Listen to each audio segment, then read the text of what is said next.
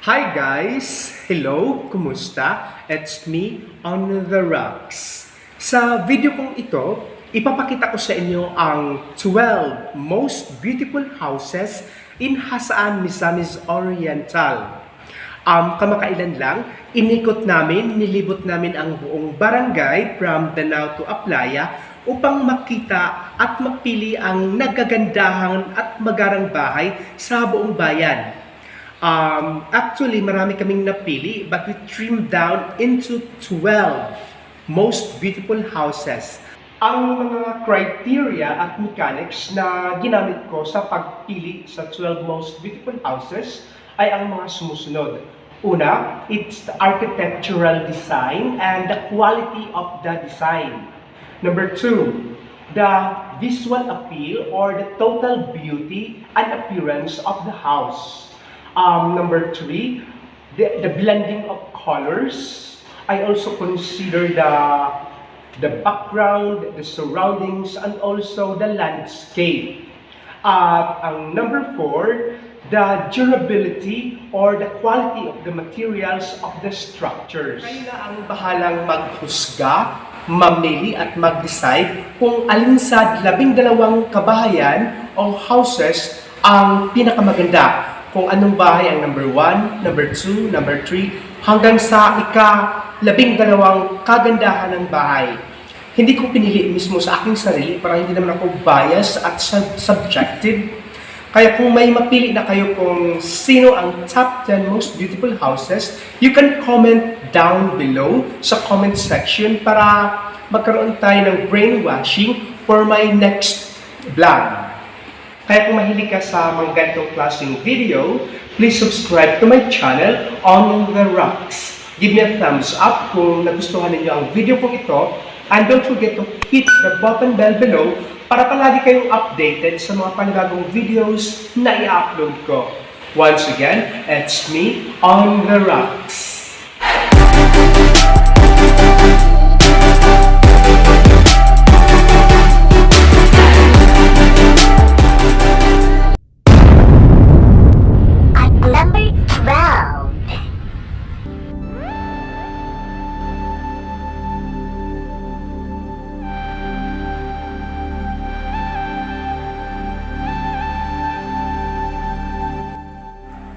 This magnificent and white house is owned by Mr. and Mrs. Nick and Verona Aventurado.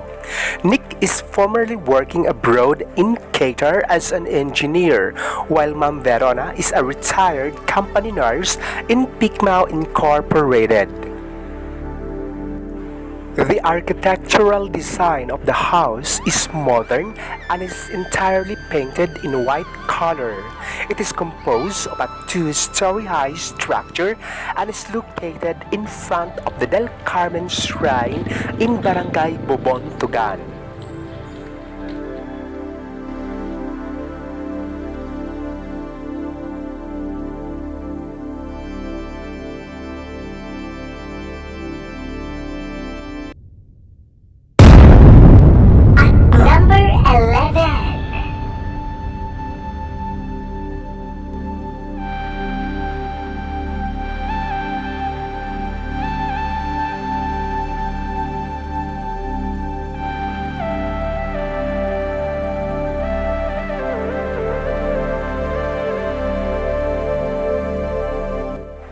This imposing Italian villa is owned by Mr. and Mrs. Rene and Lisel Lumacad. Rene is currently working as a chief engineer of an international tanker ship across the globe, while Lisel is a former librarian at St. Mary's Academy of Jasaan. The architectural design of the house is modern contemporary and is composed of a 2-story high structure and situated at Zone 9, Barangay Upper Jasaan.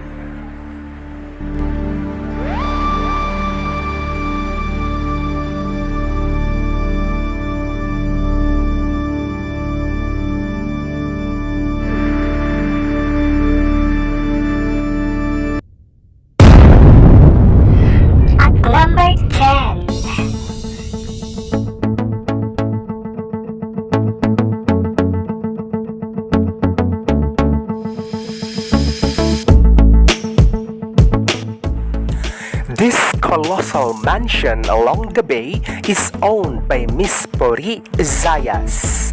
Puri is now residing in Perth, Western Australia for 35 years now and has been working respite for autistic children. The architectural design of the house is contemporary and is composed of a three-story high structure. The entire mansion is covered with tinted glass panel and is located facing the Makahalar Bay.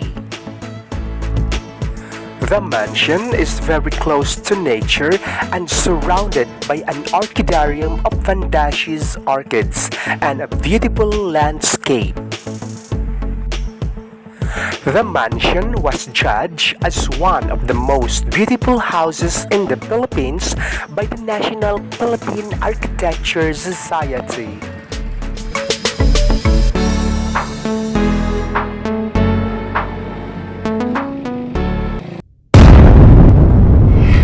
Number 9.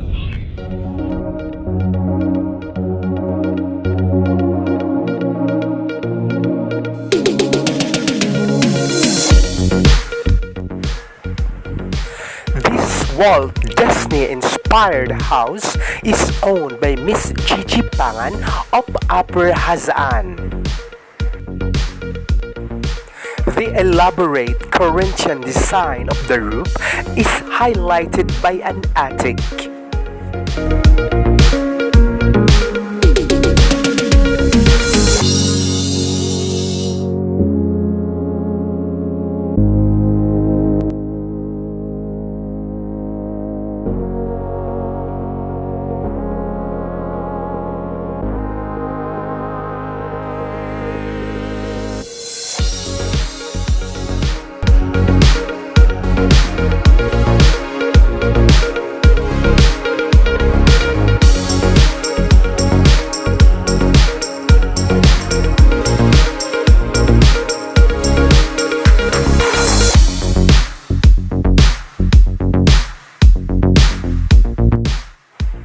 The entire interior of the house, as well as the furniture, is made up of inexpensive hardwood and driftwoods.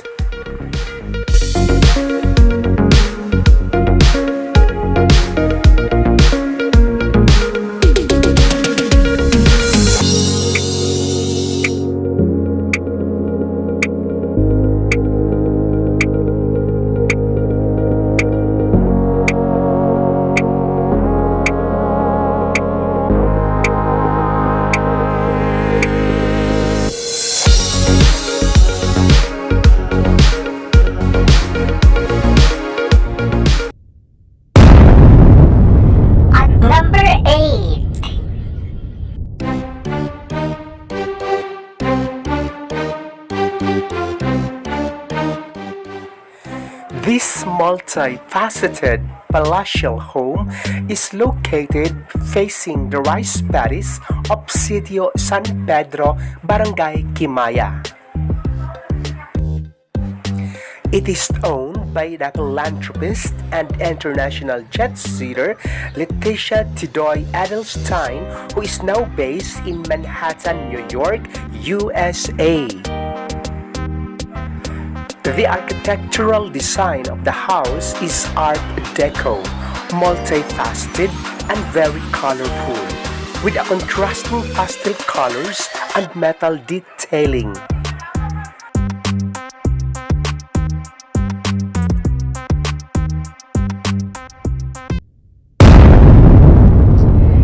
At number 7.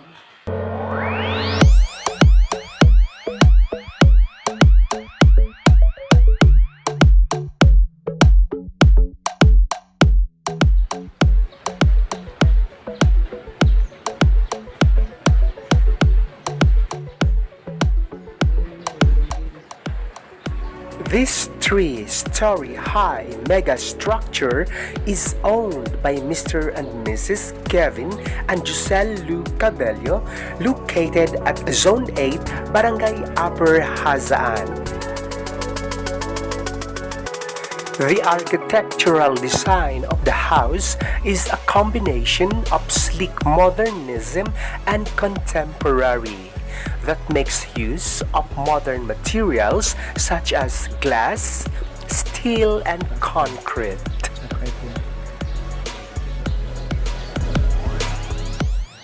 Dito sa first floor, nandito ang kanyang pinakaunang living area. Ayan, napakagara ng sofa na kulay brown. Dito naman, queenly size chair. Ayan, tingnan niyo guys. Ang kanyang coffee table. Ang kanyang kurtina ay parang combination ng gold, brown gold. At ito naman ang pinakagarang chandelier. Naggawa sa Swarovski crystals. Ang disenyo ng kanyang kisame, napaka-detalyado, napaka-intricate.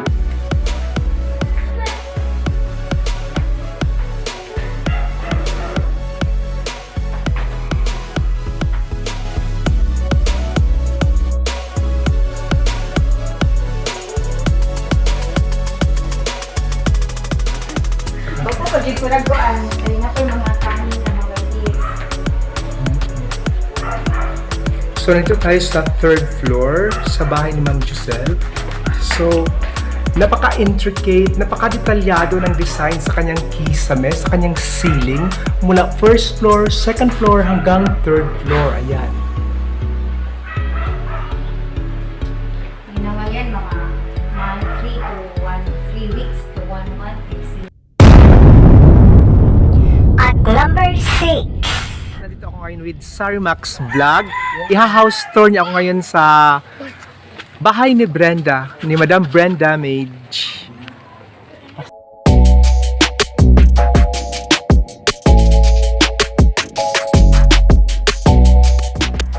This colorful yellow house needs no introduction.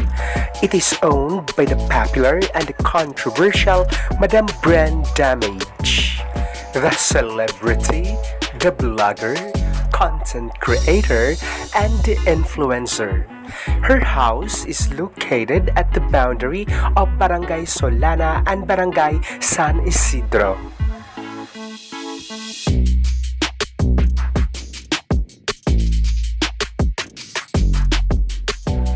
The architectural design of the house is contemporary. The interior and the exterior part is PBB inspired with contrasting pastel colors and hardwood detailing.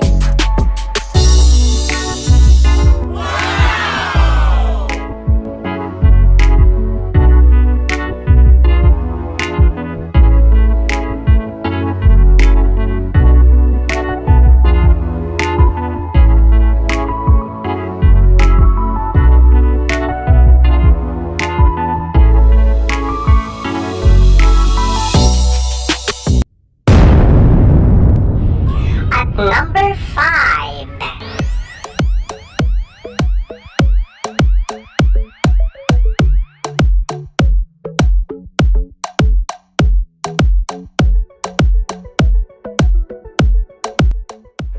This magnificent and captivating house stood amidst of the bustling street of Jasaan. It is owned by a business tycoon, Ma'am Erin Caridad Gonzalez Coquilla from Lower Jasaan. The architectural design of the house is a combination of contemporary and Art Deco, focusing much on glass, steel, and concrete. It stands 5-story high from the ground.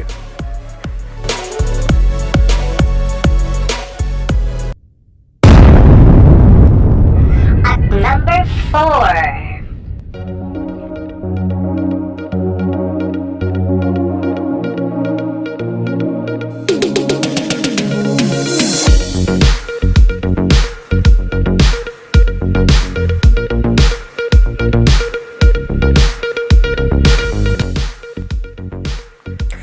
This breathtaking pseudo-Italian villa is owned by Mr. and Mrs. Orly and Gina Store.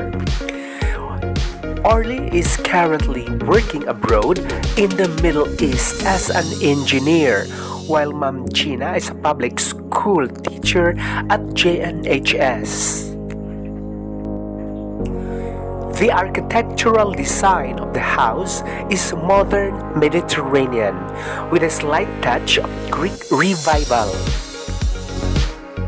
This two-story structure is located in Nahalinan, Lower Jasaan Mis Oriental.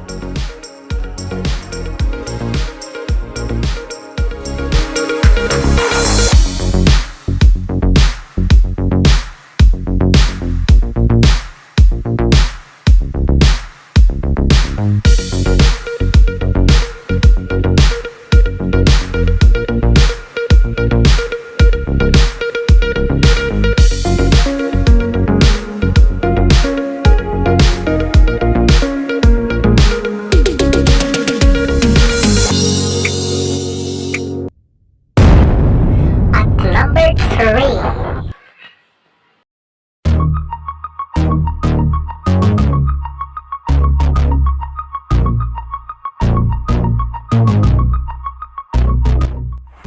This exotic Villa Lopez house gravitate the three neutral colors of brown, gray, and black. Proudly owned by the former and the late Vice Mayor Bosper Reyes of Barangay Bobontogan. The architectural design of the house is modernism. It comprised of a two-story high structure.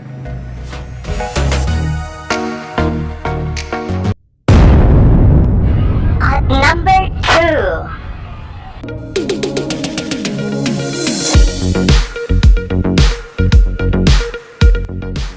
This iconic Hollywood-inspired house stands in the middle of Barangay Bobontogan. Proudly owned by Ma'am Arlene Agrabante, a public school teacher of Jasaan Central School.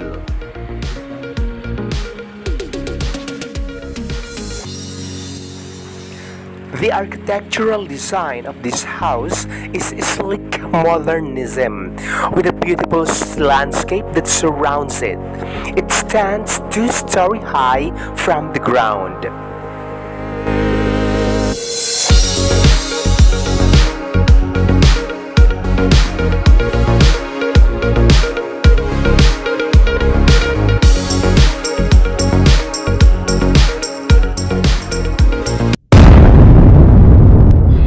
Number 1.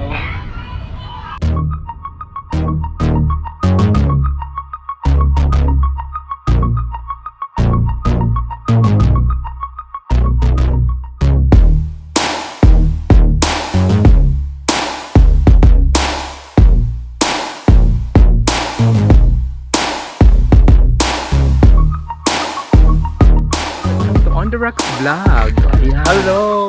Yes, guys, welcome to the house of Store family. Yes, it's the bungalow house. Bungalow. This breathtaking bungalow house comprised of a sloping roof and surrounded by wide verandas. Proudly owned by Mr. and Mrs. Sol and Cora Store of Barangay Bobontogan. Sol Store is currently working abroad in Qatar as a supervisor engineer in a multinational company, while Cora Store is a public school teacher at Bobontogan Elementary School.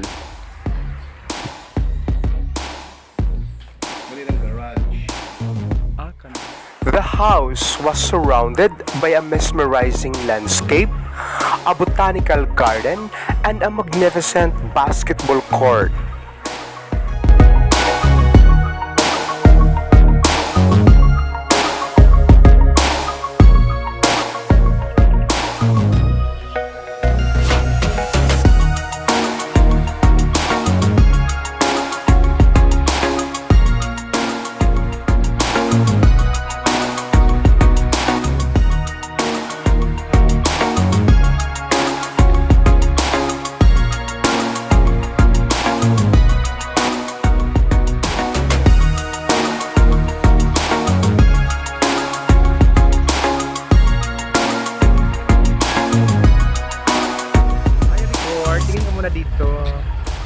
Ito guys, regards kay Hi, hello.